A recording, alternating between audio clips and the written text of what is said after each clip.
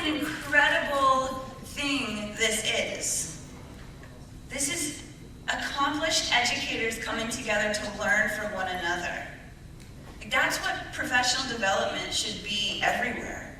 Every time I'm invited somewhere and I get flown across the country, I'm like, you know you've got people in your state who could do this better than me. Because we should all be honored that way. We should all be respected for our experience and our expertise.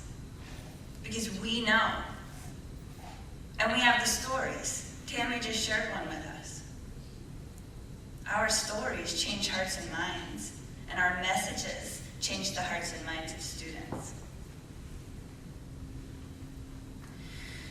So I'm going to spend the first part of this time with you kind of diving into the darkness of what we are facing every single day in our classrooms and the landscape that our students have to navigate in order to be the great, wonderful human beings that we know they all can be. So let's face some realities together right now. So first I'm going to share with you, does everybody know that Gallup does a poll on hope every year with students? And every year it gets more and more shocking. So they look at four things essentially. They look at a student's level of hopefulness. And when they say hopeful, they mean like hopeful about their future. And they look at if the students feel stuck, if they're disengaged in school, and then if they're discouraged. So first, let's look at hopeful. So only 43% of our students feel hopeful. And this is a significant increase from the previous year. So this is the most recent Gallup poll, is in 2017. Every single year, there is a decrease in hope. So right now, we're looking at more than half of our students do not feel hopeful about their future. And in terms of being stuck, meaning they just don't know what's going to happen or where they're going to go, 36% of our students feel stuck. And I want you to think about that for a second, because I'm a 43-year-old woman, and if I felt stuck, that seems like, yeah, a lot of middle-aged women feel stuck. Right? But these are kids. These are kids. We're talking high school age, 14 to 21, because kids can go to school until they're 21, and we need to embrace that. But 14 to 21 years old, and they already feel stuck. Actively disengaged. This means that they're sitting in your class, but they're definitely not engaged in what's going on there. 23%. And just to give you some context for these numbers, Tammy just told us 15% equals roughly 500,000 kids. If 15% equals 500,000 kids, 23%, that's a significant number. And then out and out discouraged, 21%. 21% of our kids feel like there really isn't a future for them.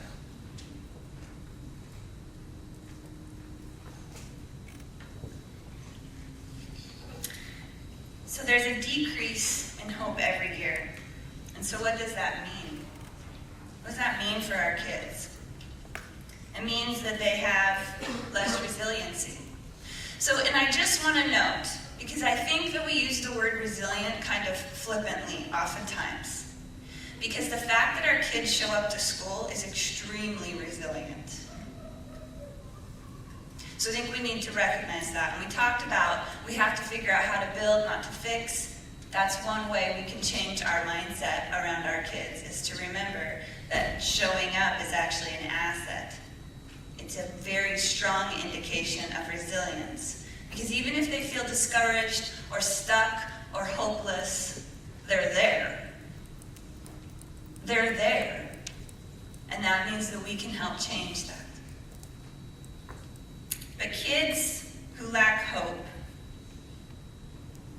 struggle academically and socially. And I think there are several reasons for this. One of the reasons is the increasingly digital culture. Our world is becoming so large, but it's also making us have access to everyone but feel even more alone. We have a decreasing sense of safety, and I think the word sense is really important here because we are definitely socialized to feel unsafe. And we have a 19th century school model in the 21st century, and it's fraught with white supremacy.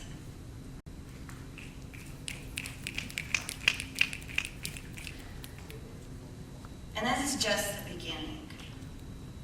I want you to think about Anthony, and Anthony's here, so it's awesome.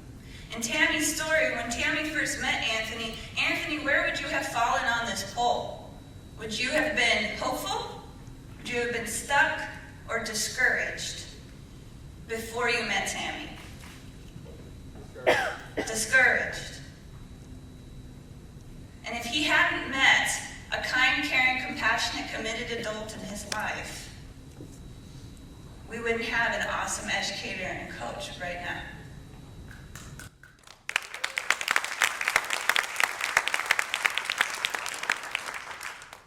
But I also want you to think about what messages were happening before Tammy, and why wasn't everybody believing and sending messages of hope and encouragement? Because we all should be.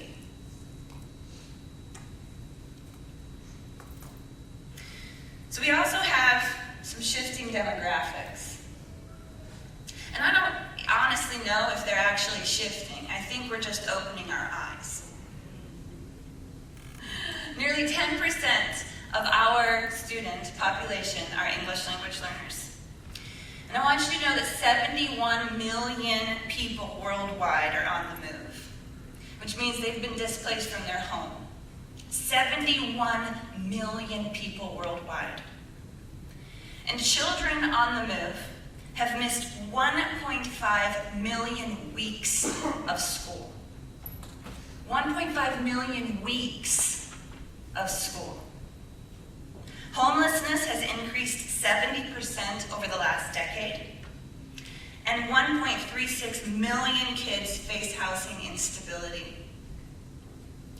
Of those kids who are homeless, 16% are English learners, 13% are students with disabilities. And 10% of our student population is made up of unaccompanied minors. So these are kids who don't have functioning guardians. So that's what we face in our classrooms. And remember, I just want to put it in context for you. 15% equals 500,000. This is a lot of kids in our classrooms. And the landscape that our children have to navigate as they move from birth into adulthood.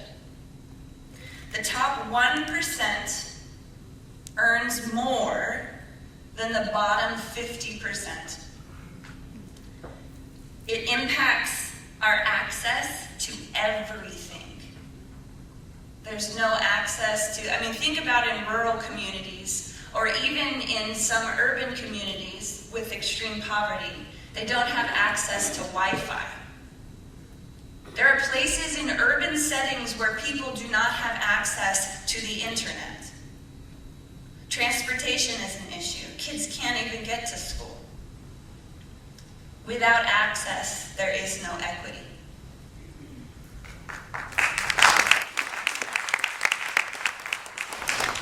We have a rural versus urban divide.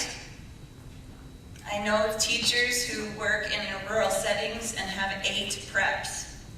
8 preps a day, and teach different things each year. Imagine that for a second. You have to learn something new to teach every single year.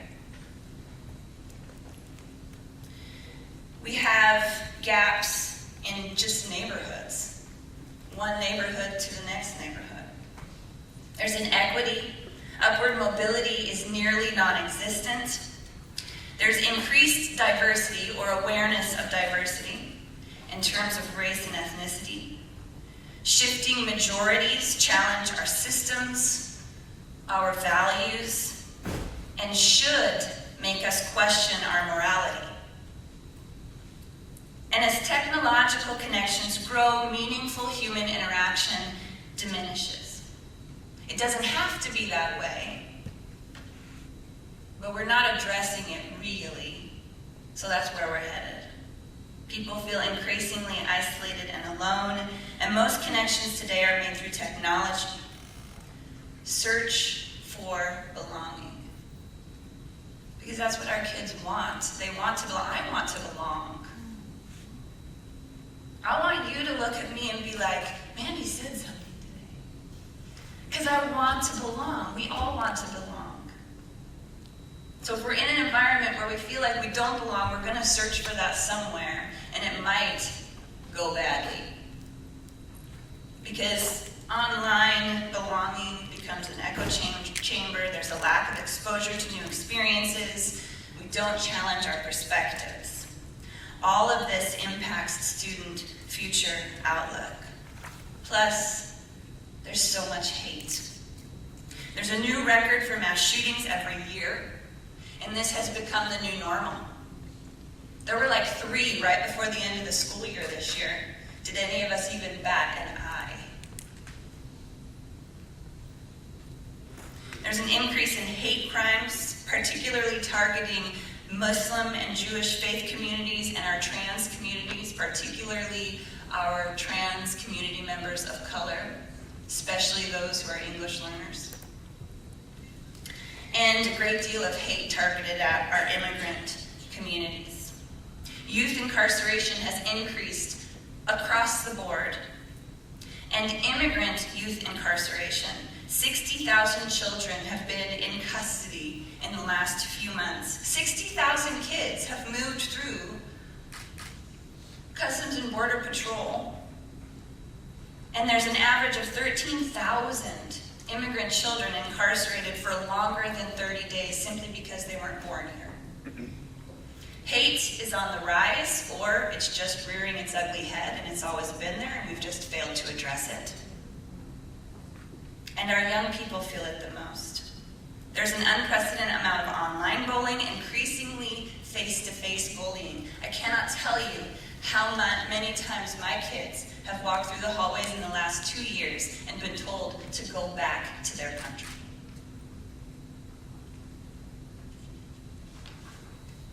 There are active shooter drills with rubber bullets.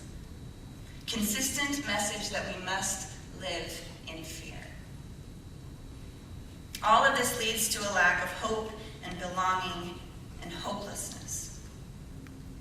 When our kids are hopeless, they lack agency, and they feel powerless.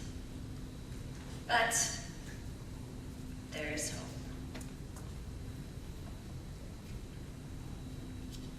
So despite all of this, our kids are creating their own light on their own. The young people in our world are finding their voices. We have excellent examples right here from Florida with the Parkland students who have taken it upon themselves to create a national movement to demand that we do something about school shootings. We have the young woman Greta, who is taking on climate change and has a groundswell of support from the youth. And my own students. This is Safa and Jeff and Ashraf from my own class. Using their voices to speak out in my state about standardized testing. And as a result, we have dealing standardized testing from graduation in my state because my kids use their voices to articulate why it hurts them.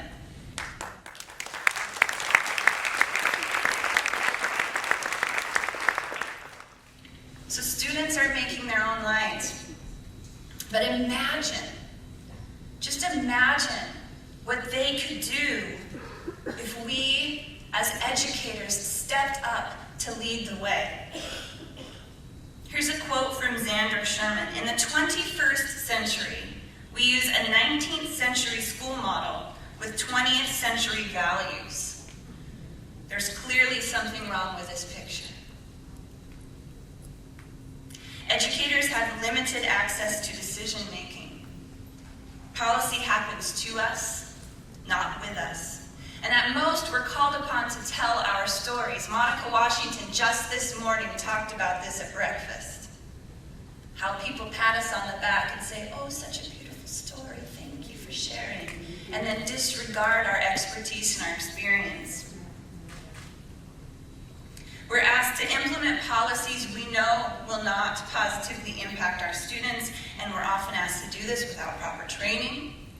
And we're forced to circumvent the system in order to meet our students' needs. We have to be rebels. We're forced into it. And thank God we are. Our expertise and experience is dismissed by those in decision-making positions. And education investors give us whiplash. They dump money on us, and then they change their minds before we've even had a chance to see something to fruition, because it didn't work in time for their timeline, or they just got bored. Look at this room. Look around you. We are surrounded with experience and expertise. We can bring positive change to our classrooms and to our schools and to our educational system. It's simply a matter of taking the lead, taking a lesson from our own kids and using our voices. We have to start by simply saying yes to opportunities. And I don't need to tell this to you because you're already exhausted. You're here at this conference. You're on committees. You've already accepted opportunities for training and positions as teacher leaders. But we have to keep saying yes, even if we're tired. We have to begin to build our own opportunities. Yet again, this is a perfect example. Or Anna Baldwin, she just created a whole consortium of people who are going to give professional development, teachers for teachers. Because that's what happens next. We respect and empower our colleagues and bring them along with us. We use our knowledge and experience and our titles to ensure those who already have seats, those in decision-making roles, have an opportunity to see accomplished teaching to inform our decisions. Invite legislators to your room. That's how that last picture got started, actually. We invited Representative Mike Volta to our classroom. He's a Republican who was not traditionally in support of education. And because he met my kids, he came back a second time and then a third, and then invited us to come. And he was one of our champions in delinking standardized testing. Exposure to us makes a difference. Exposure to our kids makes a difference. We have to be fearless in our advocacy for our students and to change our system that only serves a fraction of our students. And we have to admit that. And we have to say it out loud. We're only serving a fraction of our students. We have to be fearless in standing up for every kid by recognizing the inequities of our system. Fearless in being actively anti-racist.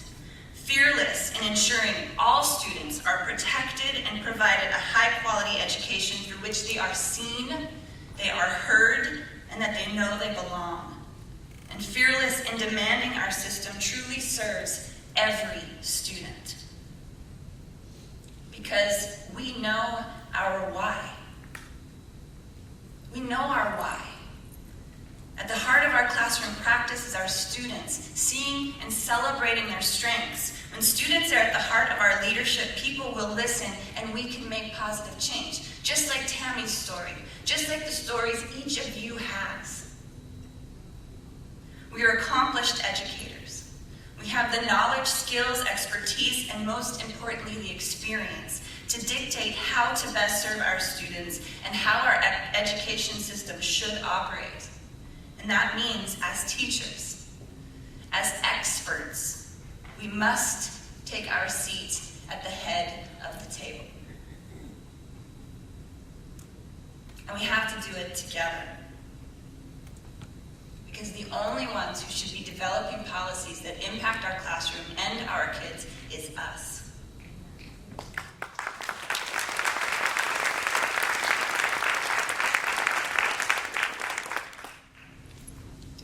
I love this quote from Rose in The Last Jedi. And if you notice, the first one was great power, great responsibility.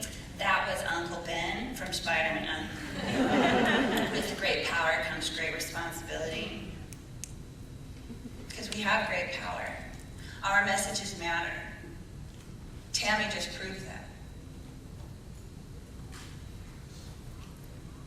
We are the experts. We must assert our experience to demand a seat at the policy table. And again, not just a seat, the lead position. So what are you passionate about? What changes do you want to see in your school, in your district, in your community? How are students at the center of these changes? And most importantly, how are you going to work with your colleagues to ensure these changes happen? We can no longer abide in an inequitable system. We're leaving too many kids to be hopeless, to be stuck, to be discouraged. We can't be complicit, and we cannot be complacent.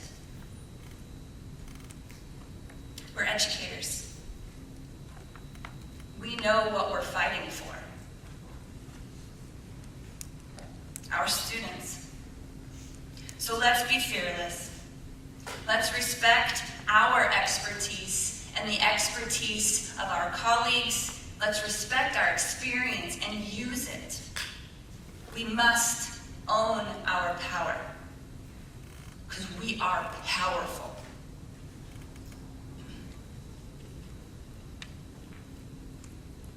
We can't let the kids do it alone. We have to be there to guide and lead and ensure that they are empowered and we are empowered. So this is the end of my year. So I'm going to go out with a sing-along. And you all are going to join me, and you're going to get out of your seats, and my 2018 colleagues are going to come up here, and you're going to stand with me. Come on, 2018. Everyone